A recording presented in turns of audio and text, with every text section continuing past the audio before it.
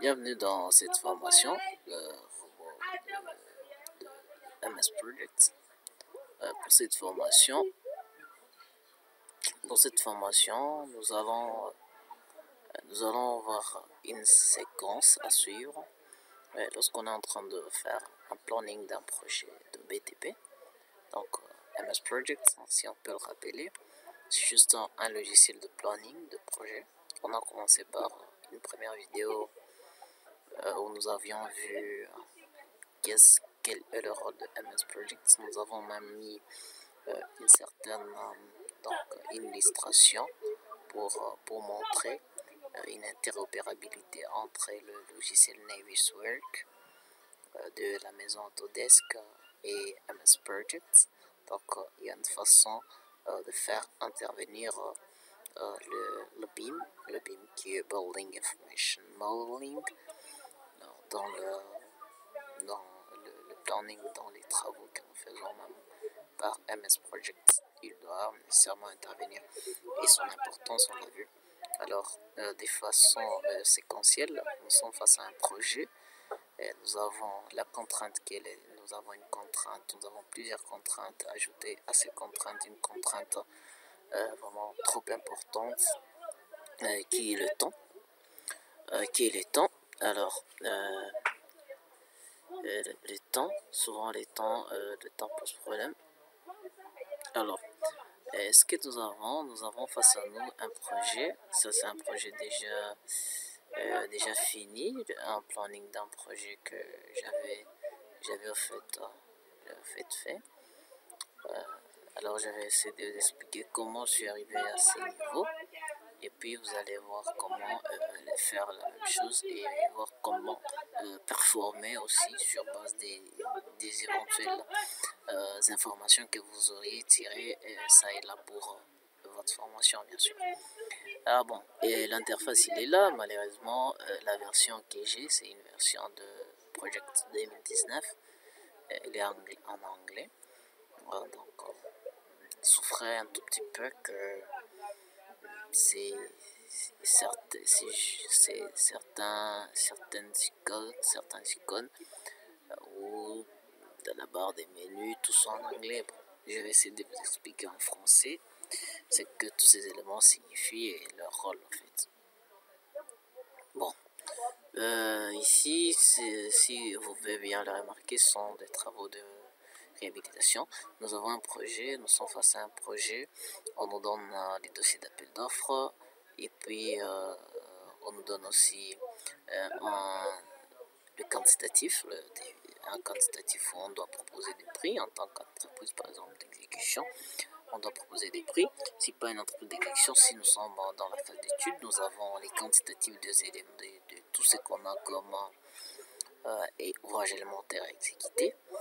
Donc, ayant ces éléments-là, c'est à partir de ces éléments que nous allons commencer. Nous allons établir les différentes tâches à exécuter. Alors, ce qui va nous être trop utile ici, le planning, vraiment, il sera il est trop attaché au temps parce que c'est ce qui nous intéresse beaucoup plus. On veut savoir par rapport au temps que nous avons, nous, connaissant tels ouvrages élémentaires à exécuter, ainsi que les ressources que nous possédons, les ressources. Donc, quand je parle des ressources, je fais allusion au matériel, les ressources matérielles, les ressources humaines, ainsi que les matériaux. Nous pouvons réaliser ces projets pendant combien de temps? Et ça, il faut le proposer, il faut le savoir. Bien qu'on soit le bureau d'études, on peut être le bureau d'études, ou on peut être le bureau d'études, où on est l'entreprise d'exécution, on doit proposer un planning. Donc, il y a un délai qu'on fixe, on nous dit, bon, vous pouvez faire votre planning, mais tout en respectant ce délai. Alors,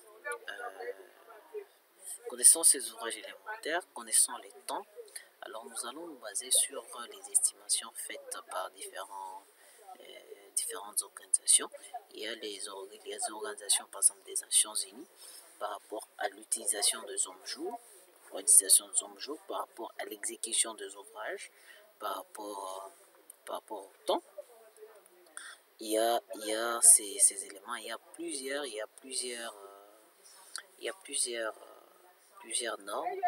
éléments, il y a plusieurs organisations qui ont travaillé là-dessus et qui nous ont montré, qui ont fait des études et ont montré par exemple, ils ont pris par exemple la réalisation d'une feuille en rigole et d'une feuille en rigole seulement, pas le compactage du fond de fouille, mais juste la réalisation de la fouille. On nous dit non, pour réaliser une fouille, pour 1 m3 de fouille réalisée, il nous faut autant de main d'œuvre, autant de hommes-jours. Si nous sommes en train de faire des fouilles en utilisant une haute intensité de main d'œuvre dans les hachimaux, donc si on utilise les gens, il faut utiliser autant de main d'œuvre.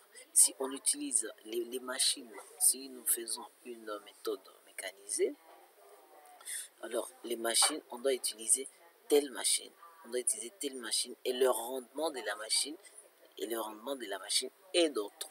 C'est-à-dire que nous avons une quantité bien définie pour un ouvrage élémentaire. Nous avons pour cet ouvrage élémentaire par jour, par jour quand on parle d'un jour, on voit 8 heures de travail.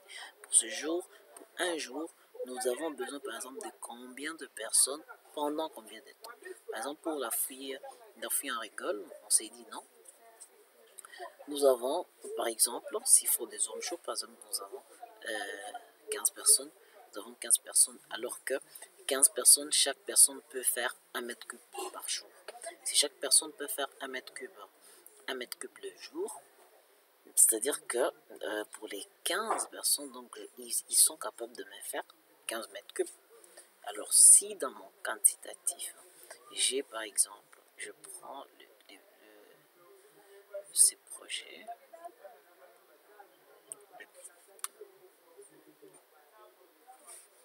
je prends ces projets,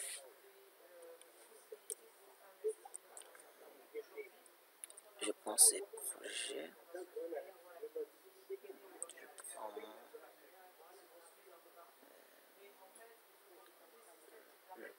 projet, je vais vous montrer le quantitatif et puis on va essayer d'illustrer pour voir comment vous pouvez estimer le temps pour un ouvrage élémentaire. C'est sur base de ces temps-là et puis que vous allez faire que de la façon dont je vais vous montrer, cela doit être fait pour chaque ouvrage élémentaire. Pour chaque ouvrage élémentaire.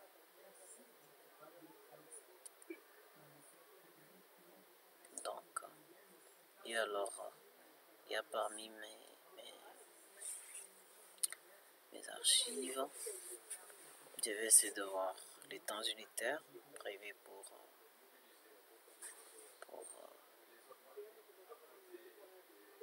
la réalisation, par exemple, d'un ouvrage. En attendant que ça s'ouvre. Bon, voilà.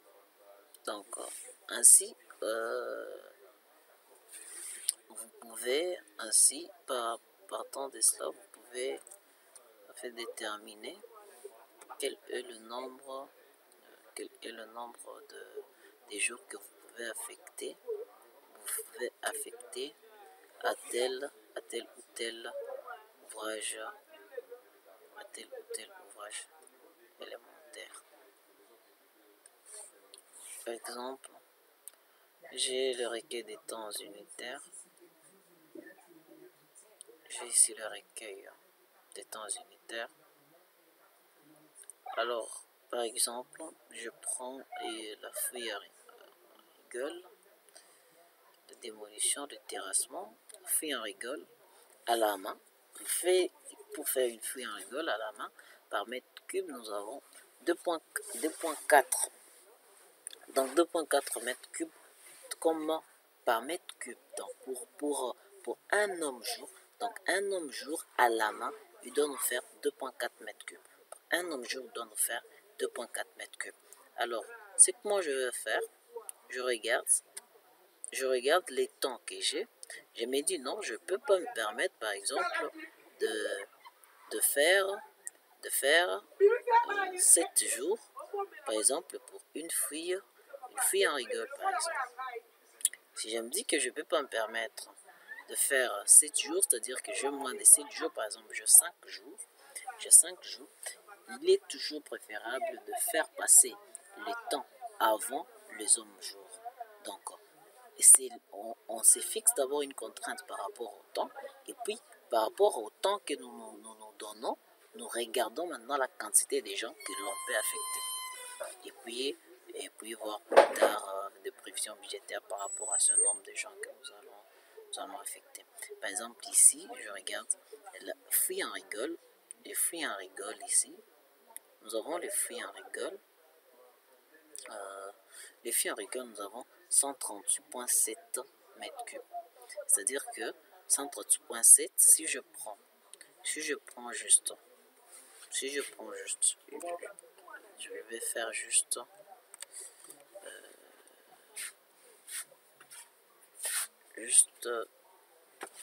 des petits calculs.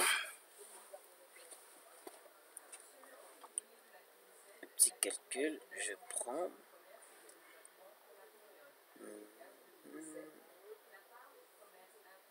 prends 138,9 divisé par 2,4, j'ai 57,8 hommes jours, c'est-à-dire j'ai 58, il me faut 58 personnes pour me faire cette fouille en rigole pendant un jour. Or, moi j'ai besoin de 6 jours. Donc, pour 6 jours, ils peuvent me faire cette fouille pendant combien? Je me dis, non, je me donne une contrainte, je me dis, cette fouille, je dois nécessairement la finir pendant une semaine.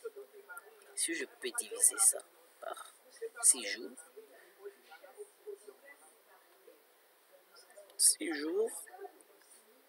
donc j'ai besoin de 9,6. C'est-à-dire que si j'ai 10 personnes, facilement 10 personnes peuvent me faire cette fouille sans problème à moins de 6 jours. C'est-à-dire que j'ai mes 10 personnes, je me dis non,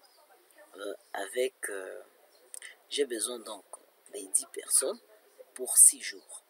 Là, je fais passer la contrainte temps avant les hommes jours.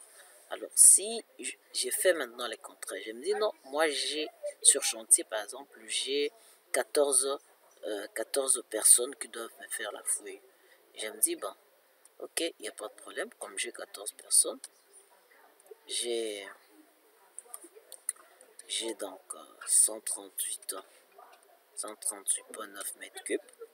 Je divise par 2,4, donc j'ai 57,8 hommes jour, mais ils sont à 14, donc je divise par 14,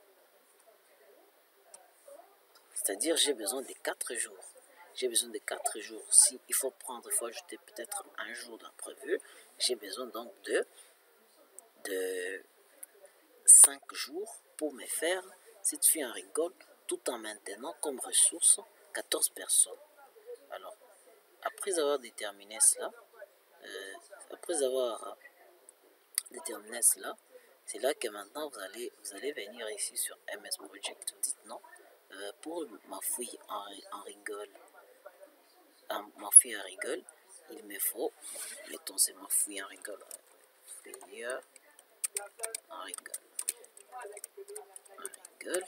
compactage, pas compris, fouille en rigole, sûrement c'est ma fouille en rigole, donc là il me faut 5 jours par exemple. Si je prends 5 jours, voilà, 5 jours, automatiquement, ça change automatiquement parce que j'ai prévu que le mode de travail soit automatique. C'est ce qu'on appelle automatic schedule.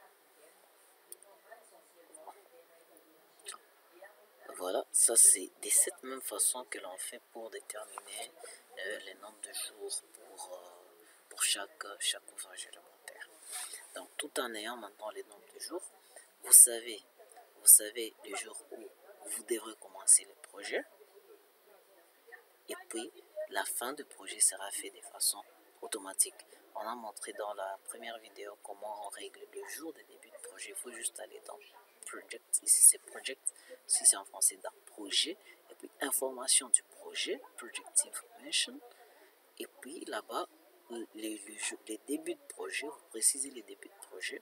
Ici, vous précisez si l'incrément, le planning automatique, le mode automatique sera fait par rapport au début de projet ou par rapport à la fin de projet. C'est ça, project start date ou project finish date. C'est ça ce qu'il faut préciser, mais aussi il faut comprendre qu'il faut choisir le calendrier. Le calendrier par rapport aux différents types de calendriers qui se font. Bon, il y a 24 heures, il y a les night shift, c'est le calendrier de nuit, le programme de nuit, et puis il y a le calendrier standard. Bon, tout dépend des nombres des exceptions par exemple qui interviennent sur chantier, parce qu'au fur et à mesure, au fil du temps, on sera en train de l'actualiser. Alors, et pour faire ça, donc il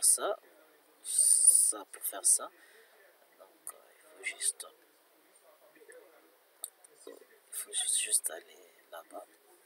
Ici c'est horaire de temps, horaire sur le français, c'est ça, change working time, c'est horaire de temps. Donc ici il y a des exceptions, vous pouvez créer le calendrier, on a montré tout ça dans la première vidéo. Voilà, alors après avoir identifié toutes les tâches, vous déterminez les nombres de jours pour toutes les tâches. Ce que nous avions fait ici, c'est juste des tâches récapitulatives. Vous pouvez faire des tâches récapitulatives. Par exemple, celui-ci, c'est une tâche. Tout ça, ce sont des tâches récapitulatives, des travaux. Tout ça sont des tâches récapitulatives, des travaux de réhabilitation. Ici, c'est le mode de cliquer sur l'élément et aller sur ABC. ABC, c'est là. ABC ou Audent Task. Bon, en français, c'est ABC. Alors, il suffit seulement de cliquer là-bas, de cliquer là ABC, c'est ici. Indent Task. Audent Task, c'est ramener à la position initiale. Donc, les détacher de la tâche récapitulative ou summary en anglais. Alors, après avoir déterminé le nombre de jours, vous avez bien défini les modes, et les modes soit automatique, auto-schedule, automatique, manuel, vous serez obligé de programmer vous-même, si ça sera manuel, ici c'est automatique. Alors, après ça, ce que vous allez faire,